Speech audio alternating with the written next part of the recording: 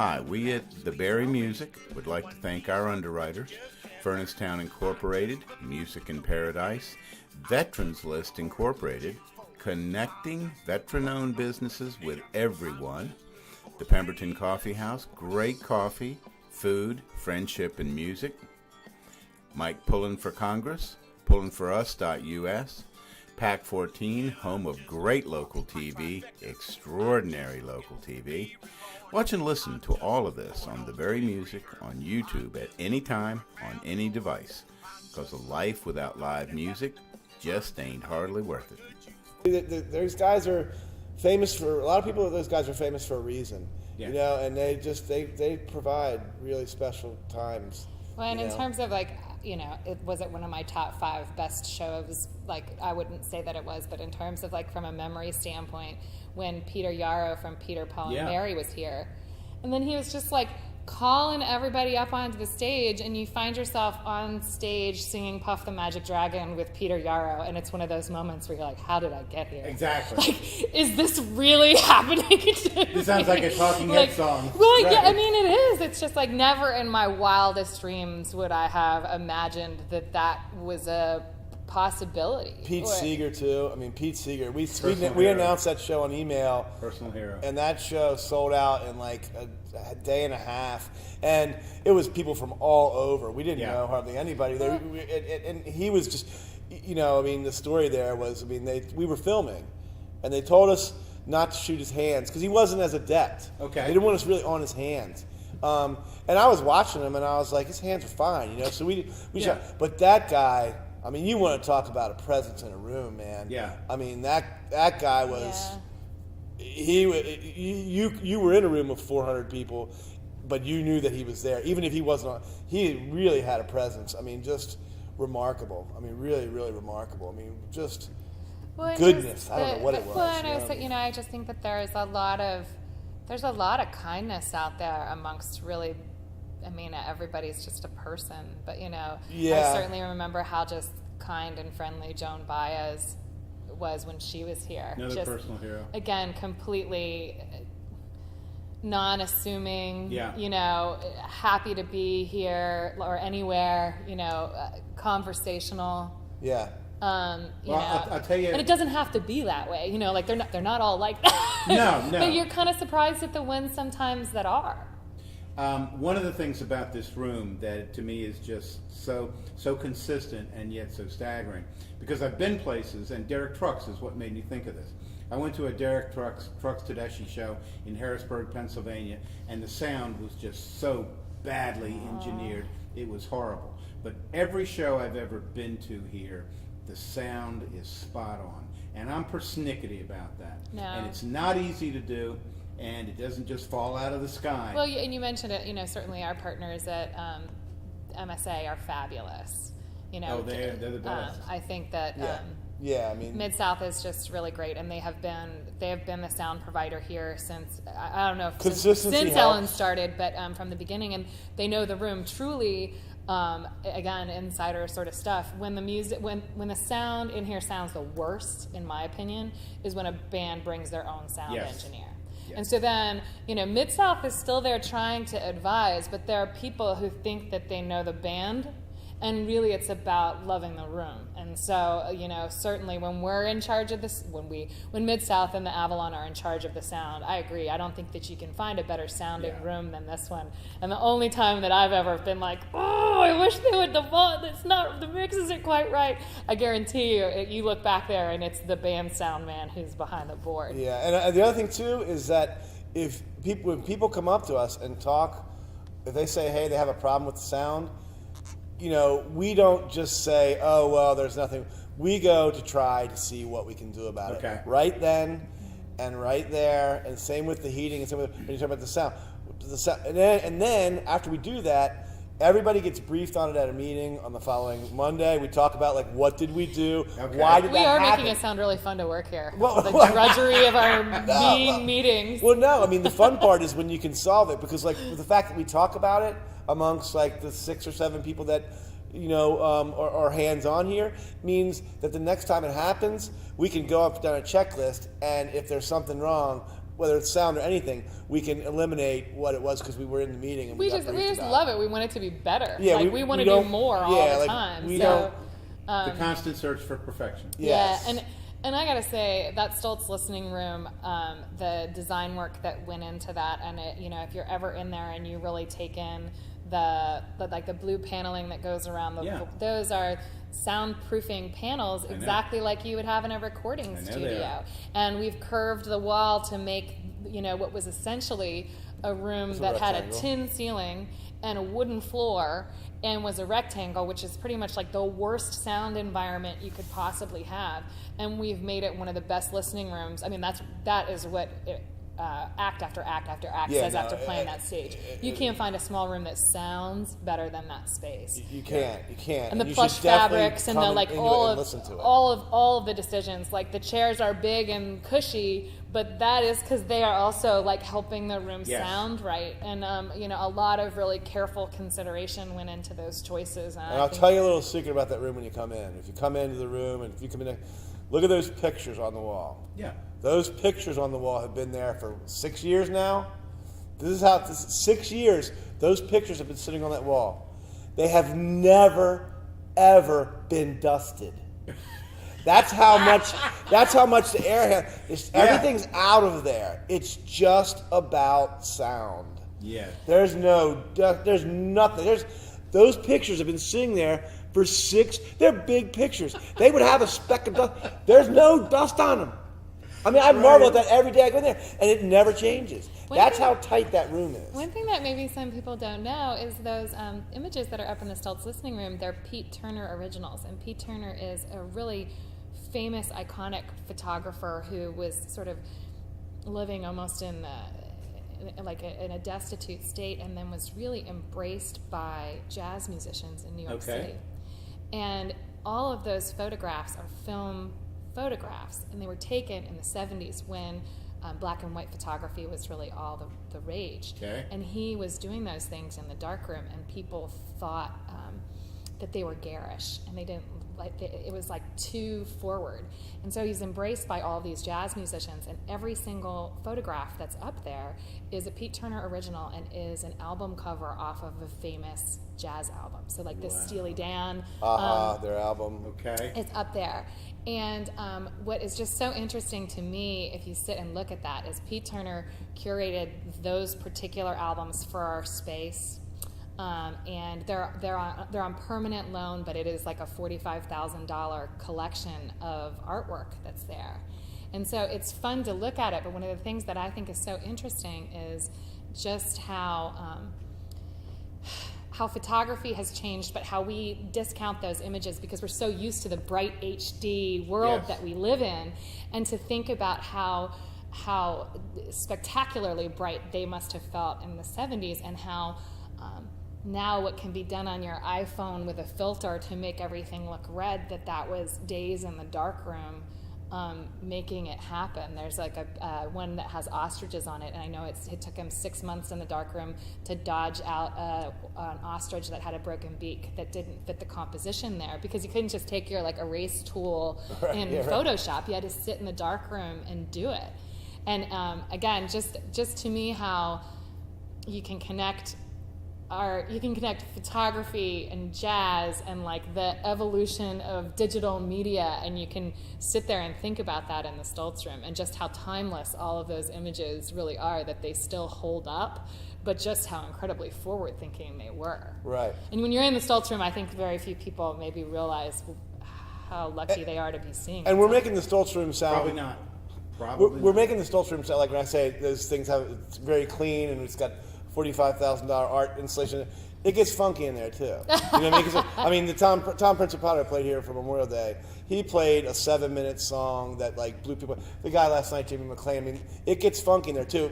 The point is that it's a nice environment, and it sounds really great in there, and it's good service, and it's good. Well, again, you feel like you're part of something that is like small and just for you. I mean, you get spoiled up in that Stoltz room. I mean, I love the theater, but like sometimes it feels too big for me now that I'm so Yeah, used to the like intimate experience of the Stoltz room. It's Alejandro, I want that. Alejandro Escovedo out of Austin, he's great yeah. here. He's a great band here, but like to see him in that room, you know what I mean? That's It'll move you. John Doe from X, Maria Moldauer is going to be up there. Midnight at the Oasis is coming. So you can have those types of experiences too, and also, we've got the new bands that are coming out that we try to keep our ear to the ground, and I mean, do a lot of stuff through public radio and make sure we're listening, and there's a lot of great acts coming through there, man. We don't, again, through the business and through the whole 15 years of like earning a reputation as people who care about it, and we're going to try to really work hard to do the best for, I mean, the other thing too is when people come off tour, like they don't, if you're playing the circuit, you don't get the treatment. Like the first thing they see is the gun shop in town, so that's like the big thing. But then they come in here and it's like, hey man, just relax for a little bit. Yeah, we're all chilled out here. We want to have a good show, and they get to do that. In the cities, I'm not sure some places do, but we're always complimented on. You see Jessica come in or Susie come in or how they're treated. So, I mean, it's a real special experience the whole process through, and we don't take that lightly. We do it because it's kind of our nature, but having been thanked for it, we do take pride in it, I think, at this point. I suspect. Well, tell me what you all have got coming up.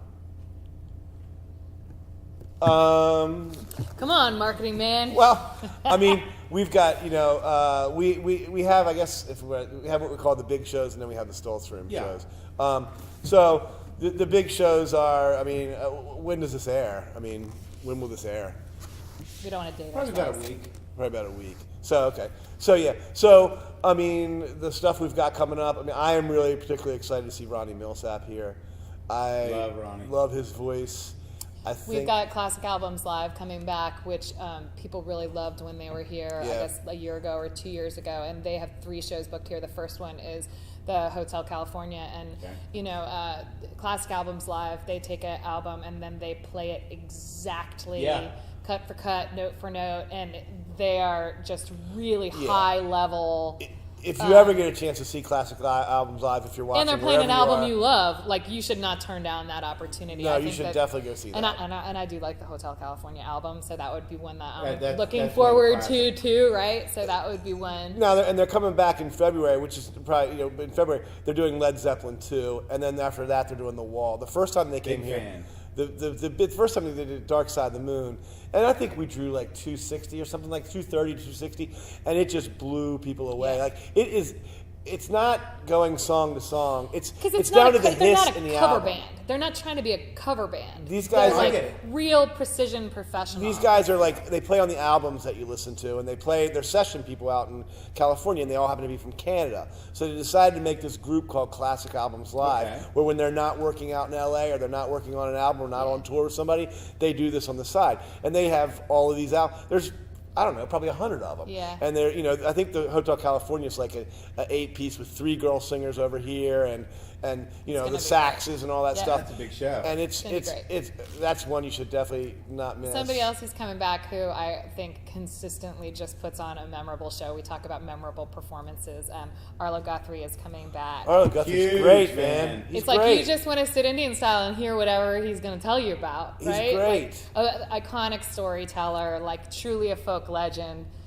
A quirky, nice guy. Yeah, and I think this tours with a million members of his family usually. This is called the Regeneration Tour, and he's got Sarah Lee, who has a career of her own to some extent. I mean, she's been out there, and then his son Abe, I think it's Abe or Gabe. Yeah. But the quote that he has, he's like, it says, "My dad always wanted the family to get around and sing together." Yeah, and so this is kind of that. He says.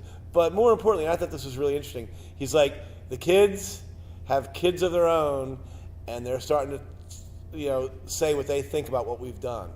You know what I mean? And that, I just think that's really compelling, and I think thoughtful. You know what I mean? And that's another great show that's coming up. And George Winston is coming back. He's you want a quirky story? Go for it.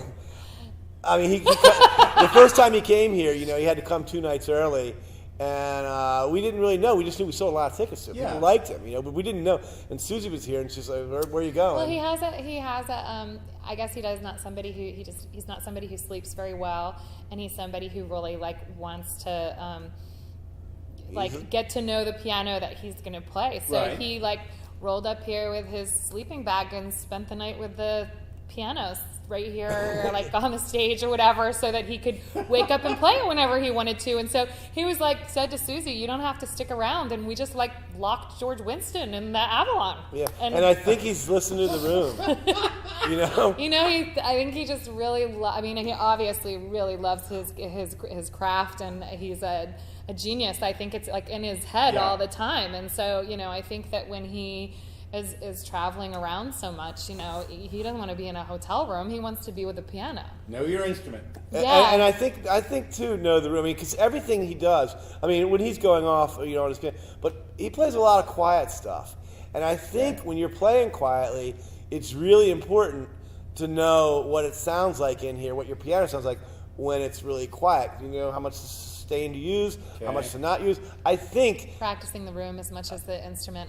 it wouldn't surprise me. But again, I think he was naked too when he did it, wasn't he? he was not. Now you're just spreading. George. Although I don't think he wears shoes, right? Yeah, he doesn't Isn't wear he not a shoes. shoe Doesn't wear wearer? shoes. I don't Okay. think he's a shoe wearer. Now we're going to just say the whole calendar. But the Glenn Miller Orchestra is coming back, and they are doing my favorite Glenn Miller. When they travel, it's my favorite one because it's the touch of Christmas or the hint of Christmas, which I know nobody wants to hear about at this particular moment in time, but it is the perfect little thing to put you in the mood. Yes. And it's the right kind of nostalgic music. So, and that's when And it's that's when it does cross-generations. sell too. And anybody can go. I could bring my grandmother or my Absolutely. 7-year-old If you can son hear, or whatever. if you- Yeah, that- exactly. It's just it's so timeless. Yeah, and it is. It's a spectacle too. The Stoltz Room's got some really great shows coming up too. Even over the next couple of days, which will be too dated to talk about. Yeah, the Stoltz Room has. Robbie Folks. If you're not doing anything this Sunday, you should come back for Robbie Folks. I know they probably can't make the TV, but just personally, Yeah. that guy is a great. So he's probably. You want to talk about James McMurtry poetry? That sort of literary side of Yes. that's what kind of writing he is. Okay. And great Yeah, arrangements too. Very Susie, interesting who's arrangements. our booking agent, she went to South by Southwest, not this past year, but the year before, and she says Robbie was the best thing she saw at South by Southwest. Wow. Yeah. And so that's compared to me Ryan a Adams. pretty ringing endorsement of that particular show. Yeah. Ryan Adams, except without the diva.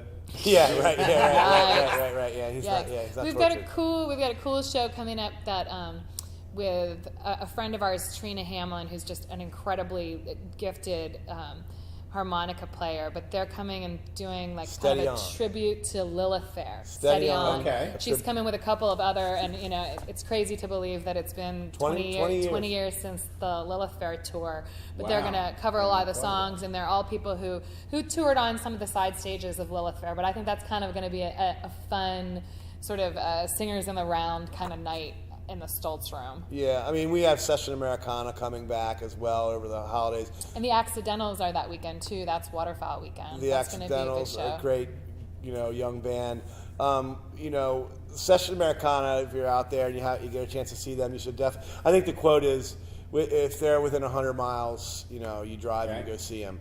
That's another show that they come every Waterfowl weekend and do 2 shows, and sometimes they come back another time during the year. But that is another one that sells out. So if your listeners are listening to us, that is one that is a surefire good bet. It's well worth it. Yeah, It's well yeah. worth it. A Yarn, Yarn is... That's another one to save the date for sure. Yeah, that's a great live band. It's a party atmosphere, but sounds great in that room. Seamus Kennedy's coming back. Seamus Kennedy, hilarious Celtic music up Again, there. diverse. We got all going on. Yeah, and then we got a guy playing bossa nova up there. Later in November. So the Stoltz Room again. I just think I think you touch on it. It's so easy to listen to the same music you've listened to for your whole life. Man, Yeah. I couldn't imagine. I love classic songs. I love hearing them, occasionally. you know, and I love, but every day, for your whole life, Nope. the same radio station, the same 500 songs. I mean, every day, and that's what there are a lot of good bands out there, man. There are a ton that, will never get any airplay. You know what I mean? Right. And we book them here, and they are. We try to do the best we can when we're writing down a description. Okay. To it's hard, to give you it is hard, and you do it all, and you think you're writing the same thing sometimes. Well, and if you read it, you get so jaded. I mean, if you put on your consumer hat, you're like, whatever. They're not the next Lucinda Williams. Yeah, because that's what you're like, blah blah. That's what they all say. Or it feels a little bit like that. The other thing that hurts too is, and kids are better than this than I am, but when you listen to music on your phone, and we've had this argument. I mean, I've fought for years. I was like, they'd be like, hey, we got this new band coming. Take a listen. I was like, you want me to hear You're this? like, I won't listen on that phone speaker. So like you put it out over the internet, and then they listen to it on their phone, and they're like, eh. And it's like, no, it's not. If you if you put in those speakers right there, you're going to hear something. You know what I mean? And so, but the point is, I guess, is not really the point. Is this, don't be afraid of new stuff, because and even stuff that's 5 years old would be new to you. I mean, there's nothing better to me. I mean, I remember when I got into Patty Griffin.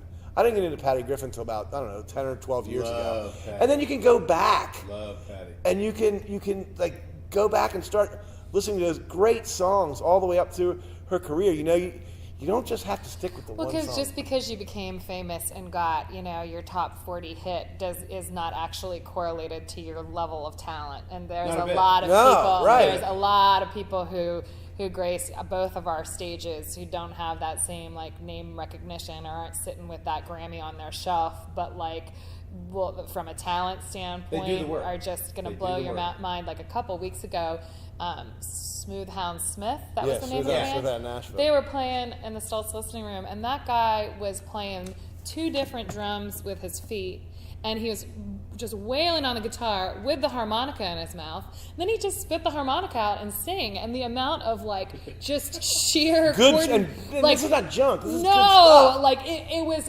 Everybody's jaws were on the table. It was like you couldn't even really move because you were or groove to it because you were so enthralled by just his sheer ability to do that. And again, that's not somebody who's out there rich and famous, but it is what you're saying. Go and take that in. Yeah, I mean, and take that experience. And we've had acts. I mean, Avett Brothers were here. People didn't come to the Avett Brothers. I mean, now we lost money on Sugarland. Everybody, Sugarland that did happen to us. Okay. Before they were big. Before they were big, they were like, trust us, come see Sugarland. Lark and Poe played here 2 years ago. Now they're playing for $30,000 a night. Dave Alvin kind of said it the best, because I talked to Dave Alvin several years ago when he was here. And I said, Dave, you write such great music. I said, does it ever bother you that, you're kind of there, but, you didn't reap the millions and millions that whoever gets, Vanilla Ice gets or whatever. And nothing wrong with Vanilla Ice. He's cool. He's changed his, what is it, Hush Hush Baby, whatever it's called. Ice Baby. Whatever. That guy's made $1 zillion. Yeah. So anyway, I said, Dave, he goes, they're kind of in the major leagues. He goes, us and all of us like us, he goes, we got a stickball game going out in the alley over there, He's like, if and that's kind of what it is, you know what I mean? And I just think that, stickball games are great. You know what I mean? It's great to be in the pros, but everybody can play a stickball game. You can have access. It doesn't cost you hundreds of dollars, and it's just as good. Well, you're exactly right, though. Fame and talent, not necessarily correlated one to one. They're not the same thing. Right. No, I mean, I guess, something else that I just want to make sure that gets said is, in this day and age where we are also in our technology, I'm feeling my phone buzzing through this interview, and, I think about, that I can easily go home and watch Netflix, but, the feeling of consuming live music with other people and being part of a collective experience is total magic. And it's something that's getting lost. So I think that I just would encourage everybody to come out and to bring your children to see live music, and not just the symphony because you want them to get culture, but like take them to real concerts, take them to the Avalon, take them to the Stoltz listening room, like teach them great audience behavior, but like show them what it feels like to get up and hoot and holler at the end of a song because you feel so moved to do it, and don't forget that experience yourself. I mean, like the people who leave here and say, "Oh, we should come here more often." We're like, yes, you should. Do it. Because when you do come and enjoy a concert, you remember how it feeds you. Yeah. And it's so easily forgotten. You know, we always have people say, "Oh, this venue is going to have live music or that venue is going to open. Like, are you worried about the competition?" And I'm always saying, no, never. Because more live music is better for every live music venue. And the more habit people get into getting off their couches and coming to see live music, the better and happier everybody's going to be. You know, I think that the Avalon Foundation only has one competitor, and it is not the Ram's Head, and it's not the Verizon Center or whatever. Our one competitor is the couch. And like, I love my couch. It is really hot. Like, I have a great little house. Like when I get home and I lay on that couch, like I'm pretty sure I've made the best choice most nights, but I have not, you know. Because I'm going to tell you something else. That couch in the Stoltz room is banging. It's just as comfortable. I'm telling you, go sit on it. It is really comfortable. But you know, I'm not. I love it. It's perfect. No, but I just like, I would challenge anybody who's taken this much time to listen to us to like go online and search whatever your local music venue is. I mean, we would love for you to come to the Avalon Theater, to the Stoltz Listening Room, and see live music with us here. But really, just get off that dang couch and go engage with your community and put some love back to the performers who are working so hard. It'll feed you back. Go see a good band, man. They'll make you feel better, man. They will make you feel better. Yeah. Amen. You will be happier. I guarantee it. And we've got something for everybody here all the time. So yep. We do a couple hundred shows a year. Yeah. Gotcha. And we don't, you know, I'll just take a minute and say, you know, it doesn't just happen because we are working so hard and are so passionate. It happens because people do come and support us by buying tickets. But, you know, we are a nonprofit too. Right. So, you know, our operations would not exist if it wasn't for real governmental support from the Maryland State and Talbot County Arts Councils. I mean, certainly, like, they make up a huge portion of what our operating budget looks like. We are supported by the town of Easton, and we've got a really dedicated group of supporters that are called our Producers Guild members who commit to giving $1,000 or more a year. And they really are what allow us to program as much and as robustly as we do right now. Right. So, you know, if any Producers Guild members are watching, we're thanking you. But also too, with that money, as a nonprofit, the nonprofits based on donated income generate a certain amount, and we're very successful doing that. Is that correct? Yeah. So I'm totally a numbers nerd, so I always have to like dial it back because people don't really want to hear all that stuff. But truly, like, why should the elevator pitch? Totally. The elevator pitch that I would say is like, why do you want to support the Avalon Foundation with your contributed income? Is be able to keep presenting the programming that everybody values. So that's my like elevator speech. Right. And I think, you know, just in general, you know, so was it super boring, or did you kind of like did you keep up? You kind of dug it. Good. Some people like the nerdy number stuff, myself included, but not for everybody. There's a little bit of nerdy numbers that lead, but they end up leading to good bands and good music. Bingo. So, you know. Bingo. It's good getting started. Is that enough for you? I really want to thank you guys. This has been great. I think this is going to make great television. Great. And I just want you out there in the audience, I want you to support the Avalon. I want you to support the Stoltz. And I want you to always remember, Billy Earl and his mama said this, that a life without live music just ain't hardly worth it. We'll see you on down the road. Partner. Amen. Hi, we at The Berry Music would like to thank our underwriters, Furnace Town Incorporated, Music in Paradise, Veterans List Incorporated, connecting veteran-owned businesses with everyone, The Pemberton Coffee House, great coffee, food, friendship, and music. Mike Pullen for Congress, pullenforus.us. Pac 14, home of great local TV, extraordinary local TV. Watch and listen to all of this on The Very Music on YouTube at any time, on any device. Because a life without live music just ain't hardly worth it. Well, I'm just looking for a hot trifecta.